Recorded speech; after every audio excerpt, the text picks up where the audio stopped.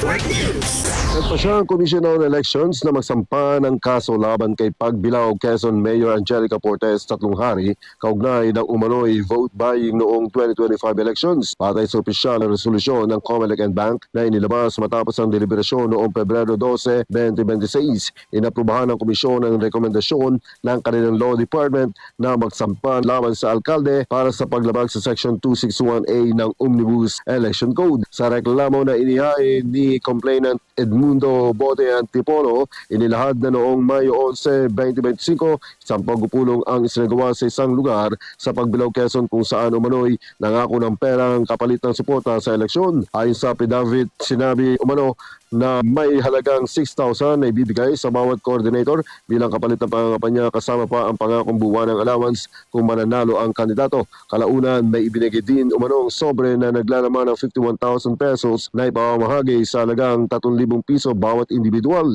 Sa kanilang ruling, binigyan din ng Comelec na ang mga affidavit of desistance o pag-urong ng reklamo ay hindi agad itinuturing na sapat na basihan para ibasura ang kaso lalo na kung may indikasyon na impluwensya o kapalit na benepisyo. Dahil dito, napagpasya ng komisyon na may sapat na batayan upang ituloy ang pagsampa ng kaso laban kay tatlong hari.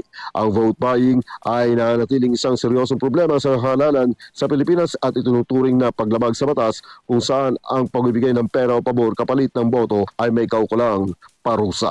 Kasama mo sa Ramen Calabarzon and 106.3 IFM Lucena Idol, Edgar Dumaceda, Tatak Aramen. RMN Network News.